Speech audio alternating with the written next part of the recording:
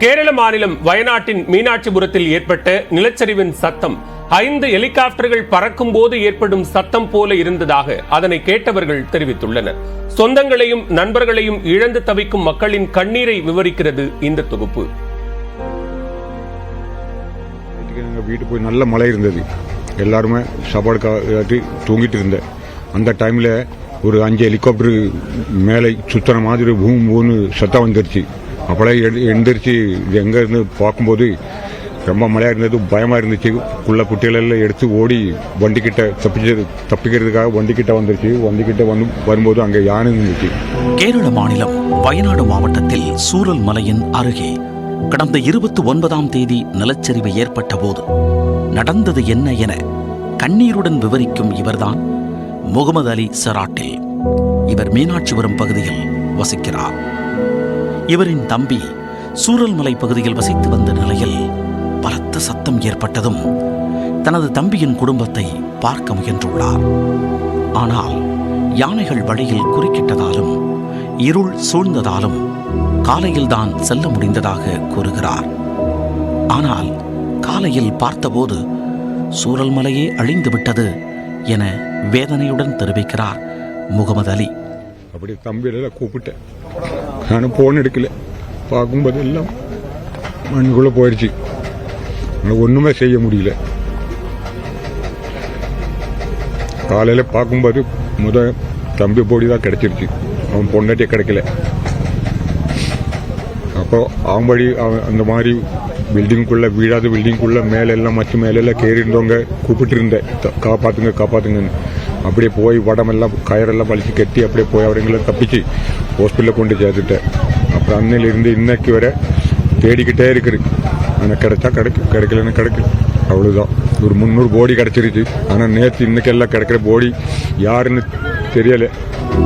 நிலச்சரிவு நேரிட்டு 5 நாட்கள் கடந்துவிட்ட நிலையில் சூரல்மலை, பூஞ்சேரி மட்டம், அட்டமலை செல்லும் வழியில் மீட்பு பணிகளுக்கு செல்வோருக்கு உதவும் வகையில் தேநீர் கடை ஒன்றில் ஜீப் ஓட்டுநர்கள் இணைந்து 24 மணி நேரமும் இலவசமாக உணவுகள் வழங்கி வருகின்றனர். வழக்கமாக மீனாட்சிபுரத்தில் இருந்து சூரல்மலைக்கு 100க்கும் மேற்பட்ட ஜீப் ஓட்டுநர்கள் மக்களை ஏற்றிச் செல்லும் நிலையில் கடந்த 29ஆம் தேதி தங்களுடன் பேசி மகிழ்ந்த பல நண்பர்கள் நிலச்சரிவில் சிக்கி மாண்டு போனதாக கண்கலங்குகிறார் ஜீப் ஓட்டுநர் கண்ணன்.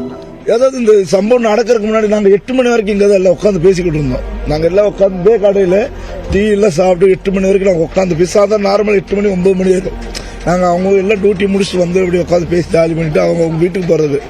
ஆனால் போயிட்டு ஒரு மணி 1:30 வாட்ஸ்அப்பில் இனிமேல் டக்குன்னு மெசேஜ் வருது, எங்களை காப்பாற்றுங்க, எங்களை வந்து காப்பாற்றுங்கன்னு ஒவ்வொரு ஃப்ரெண்ட்ஸுங்க வாட்ஸ்அப்பில் வாய்ஸ் விடுறாங்க. நாங்கள் இங்கேருந்து எல்லாம் பார்க்க முடிச்சு ஓடிச்சு அவங்க வண்டி எடுத்து போய் பார்க்குறோம். எங்களால் உள்ள அலர்ட் பண்ண முடியல. அவ்வளோ தூரம் தண்ணி, சளிமண், மரங்க அப்படி இருந்து நாங்கள் முடிஞ்ச அளவுக்கு காப்பாற்றணும். விழிஞ்சு பார்த்தது தான் எங்களுக்கு தெரியுது.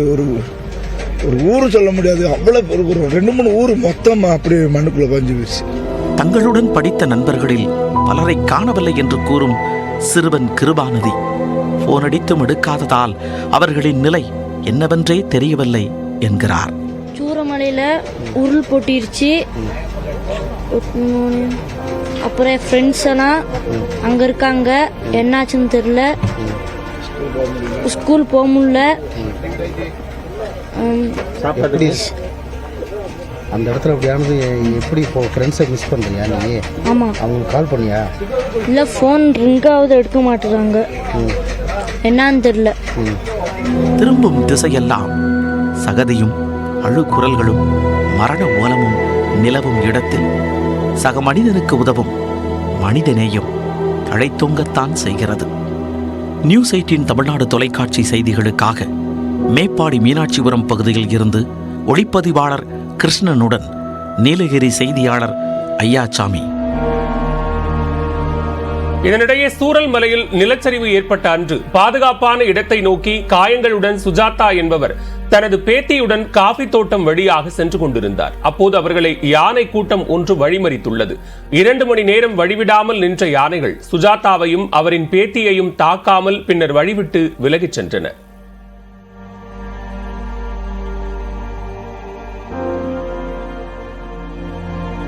நிலச்சரிவால் உருக்குலைந்த வயநாட்டில் பாதிக்கப்பட்ட மக்களுக்கு உயிரையும் பொருட்படுத்தாமல் உதவி செய்து 2 பெண்கள் கவனம் ஈர்த்துள்ளனர். யார் அவர்கள்? தற்போது பார்க்கலாம்.